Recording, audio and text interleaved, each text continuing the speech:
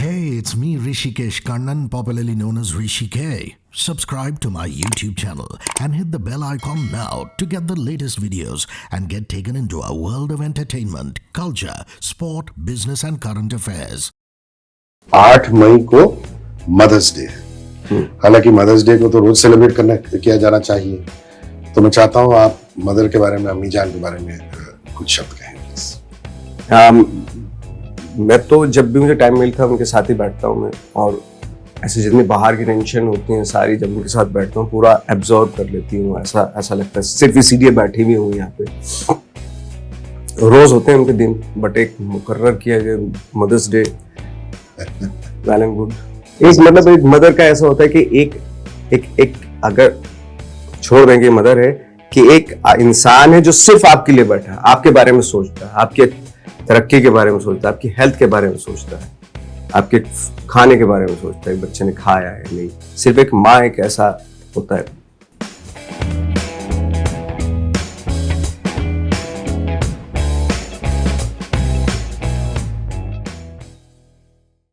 नवाज भाई, बहुत अच्छा लग रहा है।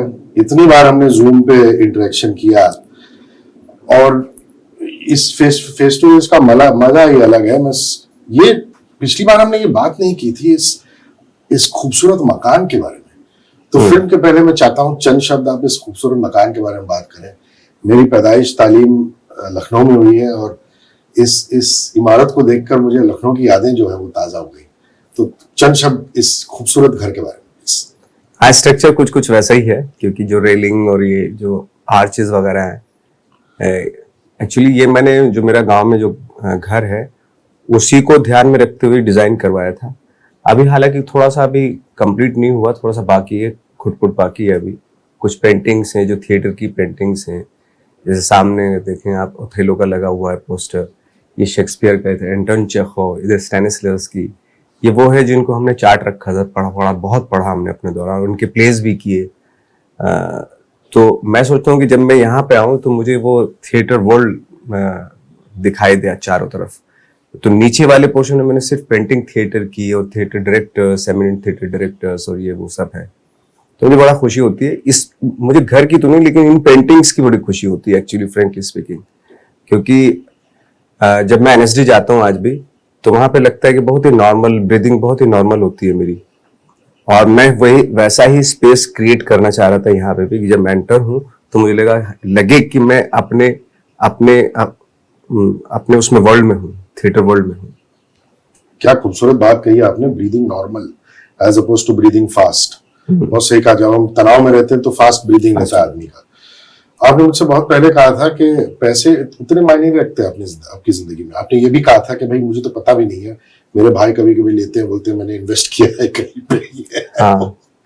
तो पैसों की अहमियत अब भी ज्यादा नहीं है, लेकिन कुछ चीजें जो एसेंशियल्स हैं उन पे ध्यान दिया जा रहा है। पूछ रहा हूँ, ये एसेंशियल चीजें तो वैसे भी हो ही जाती हैं, बट फ्रेंकली स्पीकिंग मेरा तो इवन जैसे कोई घड़ी पहन लेता है, अंगूठी पहन लेता है, ये वो सब लॉकेट में ये वो सब, मेरा कुछ है ही नहीं इस तरह की, मैंने झंझट पाल ही नहीं रखे।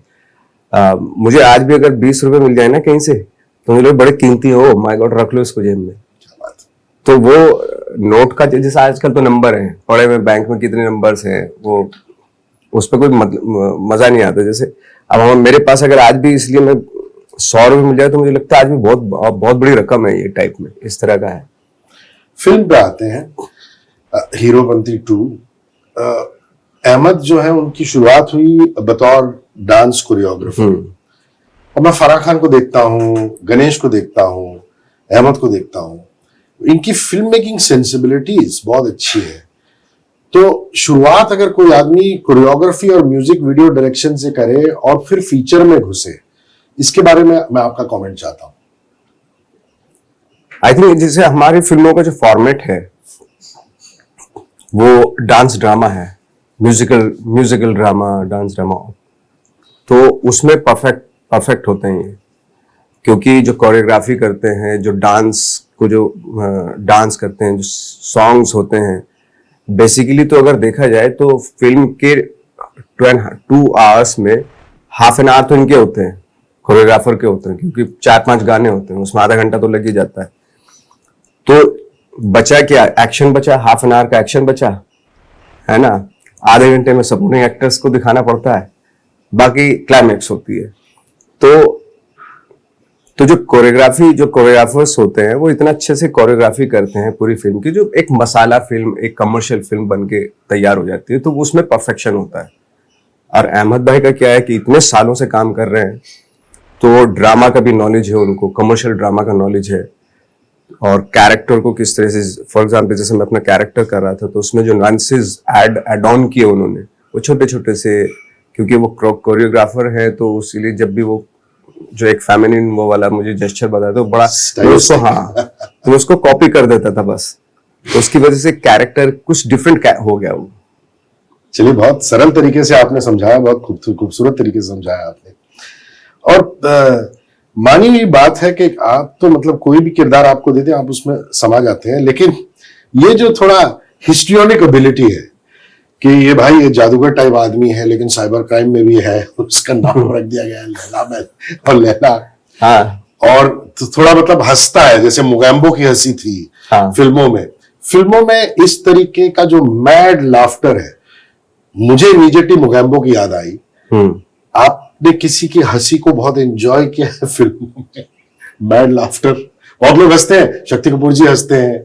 हाँ। ये अमरीश जी, गॉड ब्लेस हिज सोल, वैसा करते थे। नहीं, मेरा ये था कि जैसे किक में मैं हंसा था, तो उसमें थोड़ा एक खसकी सी आवाज थी उसमें, तो अब इसमें भी था कि कुछ, अब क्या है कि विलेनिश कैरेक्टर को ना थोड़ा सा नुआंसेस ऐड करने पड़ते हैं जी। तो जिसमें उसमें किक में कर दिया ये सब किया, और हंसी थी दूसरी, तो मैंने इसमें भी कुछ ऐड ऑन करते, क्योंकि वो कुछ, अभी जैसे मैं बाहर शूटिंग कर रहा था, अपने नोएडा में शूटिंग कर रहा था, तो वो उनके हिसाब से जो सिनेमा कुछ और है, तो मुझे लगा यार यहाँ तक भी पहुंचना चाहिए कि उनके परसेप्शन से कोई साल में एक आध पिक्चर होनी चाहिए उनके दिमाग के हिसाब से। तो इससे अच्छा हीरोपंती से बढ़िया कुछ नहीं हो सकता था, कि कुछ फिल्में हैं आप अपनी वजह से करते हैं, कुछ फिल्में क्लास की वजह से करते हैं, कुछ फिल्में हैं कुछ उन लोगों के लिए भी करनी चाहिए। मैं जब अपने गांव जाता हूँ तो वो आई थिंक मेरी बहुत कम फिल्में देख पाते, लेकिन हीरोपंती तो जरूर देखेंगे, इस तरह की फिल्मों को वो वही देखते हैं एक्चुअली। तो मैं सोच रहा था कि वहां रहते हुए कि यार बहुत अच्छा डिसीजन था मेरा हीरोपंती करने का, कुछ फिल्में इनके लिए होनी चाहिए, वो जरूरी है। पर वो हंसी वाला जवाब नहीं दिया आपने। हाँ, हंसी वाला आज के दौर में लोग कहेंगे नवाजुद्दीन की हंसी इन हीरोपंती, लेकिन बीते हुए कल में कुछ लोग हैं जो हंस के गए। कुछ याद आया? नहीं, मैं वही कह रहा था कि नहीं, आपने किसी पे बेस नहीं किया। मैं बेस नहीं किया, आप तो ओरिजिनल आदमी हो यार। लेकिन ऐसे पूछ, मैं कॉपी में, जैसे मैंने किक में मैंने थोड़ी सी जो है ना, जो हंसी है वो मनोज भाई की ली थी, अक्स में जो उन्होंने किया। लेकिन चूंकि इसमें फेमिनिन है कुछ उसकी जो कैरेक्टरिस्टिक्स हैं, तो वो मैंने खुद क्रिएट किया, तो हंसी भी वैसी होनी चाहिए। थोड़ी जब हंसता हूं तो एक फेमिनिन वो आता है उसके अंदर, जेस्चर पोस्चर में आता है, ये वो सब करता है, और थोड़ा लाफ में आता है उसका। टाइगर आपको इतना आदर सम्मान दे चुका है, देते रहेगा, इतनी इज्जत करता है आपकी। मैं आपको बताऊंगा एक चीज, मुन्ना माइकल के टाइम पे आपको याद होगा, आप मेरे स्टूडियो आए थे आप। हाँ। और वो लड़का नॉर्मली हिंदी जबान या उर्दू जबान उतनी साफ नहीं बोल पाता नॉर्मली, अब तो इम्प्रूव कर गया बहुत। तो नॉर्मली मैं क्या करता हूँ कि आपने नोटिस किया होगा, जिस भाषा में सामने वाला आदमी कंफर्टेबल है मैं उसी भाषा में बात करता हूँ। सामने वाला अगर इंग्लिश में कंफर्टेबल है इंग्लिश में बात करता हूँ, जो हिंदी या उर्दू में कंफर्टेबल है उससे मैं हिंदी उर्दू में बात करता हूँ। तो उससे मैं हमेशा तब तक from debut to Munna Michael मैं इंग्लिश में ही बात करता था। लेकिन उस लड़के को अजीब लगा कि यार नवाज भाई इतने अच्छे एक्टर वो हिंदी में बात कर रहे हैं, तो मुझे भी हिंदी में बात करना चाहिए। और उसने पूरा इंटरव्यू जो है बिगिनिंग टू एंड हिंदी में किया। तो बहुत इज्जत करता है आपकी, एंड उसके बारे में चाहूंगा कि आप चंद शब्द कहें प्लीज। खैर, मैं तो हमारा ये दूसरा एसोसिएशन है मुन्ना माइकल के, इससे पहले जैसे आप बता रहे हैं बहुत ही अमेजिंग आदमी है, बहुत डाउन टू अर्थ है, बहुत उसको जरा सा भी अपने उसका फिक्र ही नहीं स्टारडम का, ये वो बहुत ही नॉर्मल रहता है उसका लाइफ में, और बहुत मेहनती है। खासतौर से उसका जो एक परफेक्शन है ना अपने उसमें डांस में और एक्शन में, और जो फोकस्ड है वो उन सब चीजों में, मतलब आई थिंक वो डे नाइट सिर्फ यही सोचता है, एक्शन और डांस के बारे में। अगर नॉर्मली भी खड़ा हो तो उसके चलता रहता है वो, स्टेप चलता रहता है दिमाग में। तो लाइक जैसे आपने हिंदी की बात की कि नहीं उसको नहीं आती थी बट उसने किया, which is very good actually. हालांकि उसको तो बहुत अच्छी हिंदी आती है, बट अगर आप हिंदी फिल्में कर रहे हैं तो हिंदी आनी चाहिए आपसे, वो तो बहुत जरूरी है। अगर आप नहीं बोल रहे हैं तो ये आपकी गलती है और आपको शर्म आनी चाहिए इस चीज पे। बिल्कुल। हाँ। तो इस फिल्म में जाहिर सी बात है स्टंट्स है, ये वो साइबर क्राइम के बारे में मैं 1-2 मिनट बात करना चाहता हूँ। बड़ा डर लगता है कभी कभी से सुनता हूँ कि किसी ने साला लाख रुपए उड़ा लिया किसी के बैंक अकाउंट से, बहुत होता है। ओटीपी पूछते हैं लोग, कभी कभी मैसेज आता है कि केवाईसी अपडेट कीजिए, तो आदमी सोचता है कि यार कहीं ऐसा ना हो कि इसमें क्लिक करें तो जुई मतलब गायब हो जाए पैसे। तो आपके मन में भी कभी कभी भय बैठता है कि भाई क्या होता है इंटरनेट में। इंटरनेट में लाइक फॉर एग्जाम्पल सबके सीक्रेट्स हैं। करेक्ट। आपने मोबाइल में क्या भर रखा है, क्या बातें कर रखी हैं, सब सीक्रेट्स हैं एक्चुअली हर दूसरी बात। और ये अब आप तो सोचते थे कि ये तो बहुत ही सीक्रेट है, लेकिन ये सबको पता है, जो बैठे हुए इंटरनेट के मास्टर बैठे हुए है ना, जो इजीली आपका क्रैक कर सकते हैं, उनको सबको पता है क्या है आपके बारे में, क्या सोचते हैं आप, ये तक पता है उनको, है ना। तो डेंजरस तो है मामला ये। और इसमें ये मुझे भी डर लगता है ना, डर लगता होगा बिल्कुल। और ये आदमी है, ये लैला, जो खंजर भोग देता है और बार बार खंजर भोगता है लोगों के अंदर। जैसे थोड़े कोरियन चाइनीज टाइप आदमी है, उसको भोंका, फिर किसी और को भोंका ट्रेलर में। तो इसके बारे में बताइए, क्योंकि ये खंजर अलग टाइप की, रामपुरिया तो है नहीं, वो कुछ पेन नाइफ टाइप है। तो क्या दिया है इसने और इसमें क्या पागलपन है इस आदमी में कि ये ऐसे हंसता भी है, जादू भी करता है, साइबर क्राइम भी करता है और खंजर भी भोगता है। तो it's a complicated character, complicated human being. आप बहुत ही अजीबोगरीब कैरेक्टर है और एक वियर्डनेस है उसके अंदर।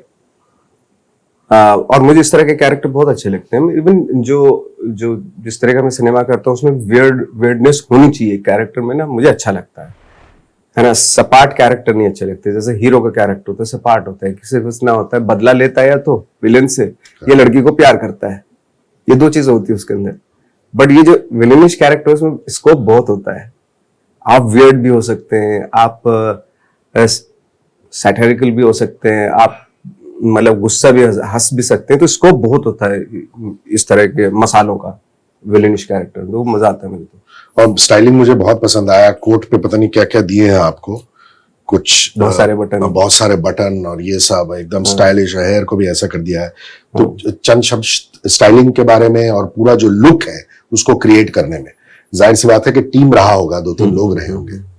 एक्चुअली ये अहमद भाई का डिजाइन था। ये बीच में साजिद भाई भी आते थे, वो भी बताते थोड़ा सा ऐसा कर लो। तो हम लोगों ने सबने मिलके ये कॉस्ट्यूम का ये सब की लुक वाइज कुछ ऐसा सा लगेगा। अब बाकी जो मेकअप वेकअप का है, जो मेरी मेकअप आर्टिस्ट है ताशी डोलमा, उन्होंने किया है, वो बहुत ही अच्छी स्टाइलिंग उन्होंने निकाली। और बीच में जो व्हाइट हेयर दिए, और मुझे जब मैं पूरा लुक देखता था, एक्चुअली पूरा लुक देखने के बाद मैंने कैरेक्टराइजेशन किया। पहले से मुझे कुछ नहीं पता था कि उस कैरेक्टर को कैसे करना है, लेकिन फाइनली जब मेरे सामने फोटो आया लुक का, तो मैंने डिसाइड किया कि ऐसा सा कुछ होना चाहिए लैला। Very nice. और सिर्फ टाइगर के साथ सीन है कि तारा के साथ भी है आपके? टैलेंटेड लड़की है, गाती भी बहुत अच्छा है। बहुत अच्छा गाती है। तो उसके बारे में कुछ कहें प्लीज। एक बार सुना था मैंने उनका गाना, बहुत अच्छा गाया था। बाकी उनके सीन्स हैं मेरे साथ, 2-3 सीन में है हम लोग, बहुत इंटरेस्टिंग है, बहुत ही अच्छा काम किया उन्होंने। मुझे बता रही थी कि वो म्यूजिकल थिएटर से है, और मैं ये समझता हूँ कि जो आदमी म्यूजिकल थिएटर करता है, भले ही अलग भाषा में करता हो, लेकिन इंग्लिश म्यूजिकल थिएटर है जिसमें लोग माई फाई लेडी और बर्नार्ड शॉ और ये सब करते हैं, और हिंदी म्यूजिकल थिएटर है वो अलग है जो फोक पे आधारित है ये वो। लेकिन उसे देखा जाए तो मतलब किंड्रेड सोल्स जिसे कहते हैं, एक समझ रहती है। तो किसी दिन आप उससे म्यूजिकल थिएटर के बारे में बात कीजिए तो एकदम एक्साइट हो जाती है वो लड़की। मतलब उसने किया है एनसीपीओ में इंग्लिश थिएटर वगैरह किया है उसने, जिसमें सिंगिंग पार्ट है, एक्टिंग पार्ट है। और इनफैक्ट इसीलिए शायद करण जौहर ने डेब्यू भी कराया था उससे। तो बड़ा अच्छा लगता है। आजकल जो लड़के लड़कियां हैं ज्यादा इक्विप्ड है, मैं समझता हूँ, ना कि आपके दौर के मेरे दौर के लोग जब आए थे। एक्टिंग मालूम है, उतना सीख के आता था आदमी, लेकिन अब सब कुछ मालूम है इन लोगों को। तो new generation, how they are all rounders, चाहे सोशल मीडिया हो, ये वो, उसके बारे में योर ओपिनियन? आई थिंक जैसे आपने बताया कि थोड़ा इक्विप्ड होके आते हैं, उनको मालूम है कि डांस भी जरूरी है और एक्टिंग भी जरूरी, सिंगिंग भी जरूरी। बहुत सारे लोग तो सिंगर भी होते हैं एक्टर्स में आजकल से, तो अच्छा है ये। लेकिन हमारे टाइम में हम लोग भी ट्रेनिंग वेनिंग लेके आए थे NSD से, थिएटर वेटर किया था काफी, बट उस समय आई थिंक इतनी शायद बहुत सारे जो एक्टर दूसरी जगह से भी उतने ज्यादा अवेयर नहीं थे मेरे ख्याल से। अभी जैसे आप बता रहे हैं तो हर चीज में अपना नट एंड बोल्ट कस के आते हैं कि भाई इन चीजों की जरूरत पड़ेगी तो करके आते हैं, वो लोग काम करके आते हैं। इस मकान की बात की मैंने, लेकिन इलाके की बात नहीं की, यारी रोड। आप जब पहले आए थे मुंबई और स्ट्रगलिंग के दौरान, इस इलाके के की कुछ यादें? यहाँ पे क्या करते थे, जैसे अब लड़के बताते हैं आराम नगर में ऑडिशन होता है, तब भी होता था? और यहीं पे तब आदर्श नगर में थी इंडस्ट्री। हाँ, वहां पे थी। यहाँ तो पता ही नहीं था इंडस्ट्री थे ज्यादा, बहुत ही कम लोग रहते थे यहाँ पे उस वक्त जब। अच्छा। हाँ, कि अब बन के ये बॉलीवुड का हब बन गया है कि लड़के यहाँ पे आते हैं, तो रेंट पे फ्लैट लेते हैं, मतलब ये वो। ऑफ कोर्स, सब तो इतना सारा एक्टर एक्ट्रेसेस सब रहते हैं यहाँ तो तब जब हैंग आउट करते थे तो हैंग आउट एरिया क्या था? जैसे यहाँ पे अभी एक्टर्स मिलते हैं, रेडी जमाते हैं, बातें करते हैं, तो वो आदर्श नगर में करते थे आप? हाँ, आदर्श नगर में होता था। आदर्श नगर में 5-10-15 एक्टर मिल गए, चाय की दुकान पे बैठ गए, बड़ी बड़ी बातें होती थी। और मोस्टली जो एक्टर थिएटर्स ही होते थे। जो हम लोगों का जो ग्रुप था, थिएटर का एक्टर्स का ग्रुप था, किसी को कुछ मिल जाता था तो वो खुश हो जाता था, दूसरे को जेलसी हो जाती थी, ये सब चलता रहता। वो बहुत ही अच्छा होता है वो टाइम। एक एक्टर बड़ी बड़ी बातें कर रहा है, बस नेक्स्ट ईयर से तो मेरा गाड़ी जो ट्रैक पे आ जाएगी, थोड़ी चाय पिला दे यार। तो दूसरे तो इस तरह का रहता था, बड़ी बड़ी बातें, और एकदम अचानक से अपने उस पर आ जाते थे। तो अच्छे दिन थे वो भी। बट अभी तो खैर आदर्श नगर तो बदल गए, अब ये हो गया जैसे आप बता रहे हैं। आराम नगर में काफी एक्टर्स काफी। स्टंट और एक्शन डायरेक्टर्स के साथ काम करने में कितना मजा आता है? क्योंकि जो एक्शन दादा होता है, स्टंट दादा होता है, उसकी कोरियोग्राफी अलग टाइप की होती है, एज अपोज टू डायरेक्टर। और ऐसे रोल्स में जिसमें थोड़ा सा एक्शन रहता है, उनका भी इनपुट रहता होगा, तो उसको कितना एंजॉय करते हैं आप? एक्चुअली मैं तो खैर इतना ईज कर देते ना आजकल हमारे स्टंट डायरेक्टर, एक्शन डायरेक्टर जो होते हैं, आपके लिए इतना इजी करके लेके आते। तो उनका वो जो वर्कआउट करके आते हैं ना, जो सीन पे जो काम किया हुआ था, वो बहुत, आई थिंक मुझे लगता है कि हमारे कोरियोग्राफर और स्टंट डायरेक्टर्स, एक्शन डायरेक्टर जो होते हैं, वो सबसे ब्रिलियंट होते हैं फिल्म में। क्योंकि उनका हर काम ना, उनको 2-3 दिन मिलते हैं, एक गाने का 2 दिन मिलता है, एक्शन डायरेक्टर को 2 दिन मिलते हैं सीक्वेंस का, और उसमें वो इतना काम करके जाते हैं ना, मैं बता नहीं सकता। आई थिंक लाइक हमारे यहाँ की कोरियोग्राफी पूरे वर्ल्ड में पॉपुलर है। हमारे यहाँ का डांस हर आदमी करना चाहता है, बाहर भी, वो मैंने देखा है। और स्टंट जो एक्शन डायरेक्टर हैं, वो इतने कम टाइम में, इतनी कम चीजों में आपको, वो अगर उनको हॉलीवुड की तरह चीजें दे दी जाए ना, तो एक्शन जो है ना, वो आउट ऑफ द वर्ल्ड कर सकते हैं। वो इतनी कैपेबिलिटी है हमारे यहाँ एक्शन डायरेक्टर्स में। क्या बात है। 8 मई को मदर्स डे है। हालांकि मदर्स डे को तो रोज सेलिब्रेट किया जाना चाहिए, तो मैं चाहता हूं आप मदर के बारे में, अम्मी जान के बारे में कुछ शब्द कहें प्लीज। मैं तो जब भी मुझे टाइम मिलता है उनके साथ ही बैठता हूँ मैं, और ऐसे जितनी बाहर की टेंशन होती हैं सारी, जब उनके साथ बैठता हूँ पूरा एब्जॉर्ब कर लेती हूँ। ऐसा लगता है सिर्फ इसीलिए बैठी हुई हूँ यहाँ पे। रोज होते हैं उनके दिन, बट एक मुकर्रर किया गया mother's day, well and good. मतलब वो एक सैक्रिफाइसिंग एबिलिटी वो सिर्फ माँ ही कर सकती है। माँ जैसा, चाहे बाप जितना कर ले, जितना कुछ कर ले, mother is mother. That is एक मदर का ऐसा होता है कि एक अगर छोड़ देंगे मदर है, कि एक इंसान है जो सिर्फ आपके लिए बैठा है, आपके बारे में सोचता है, आपके तरक्की के बारे में सोचता है, आपकी हेल्थ के बारे में सोचता है, आपके खाने के बारे में सोचता है, बच्चे ने खाया है नहीं। सिर्फ एक माँ एक ऐसा होता है। आप कोई भी रोल करते हैं उसमें छा जाते हैं और आपके कैरेक्टर को नोटिस किया जाता है। बट फिल्म इंडस्ट्री ऐसी जगह है, leading man is leading man. तो चाहे नूरानी चेहरा हो, मोतीचूर चकनाचूर हो, ये फिल्में हैं, you are a leading man. इसमें you are the leading villain, but Tiger is the leading man. जिसमें आप लीडिंग मैन होते हैं उसमें थोड़ा सा प्रेशर रहता है कि यार इसमें तो भागदौड़ मैं संभाल रहा हूं, भले ही अच्छे एक्टर्स हो उसमें, उसके बारे में मैं थॉट जानना चाहता हूँ। When you are the leading man, क्या ज्यादा प्रेशर रहता है आप पे, क्या कुछ हद तक?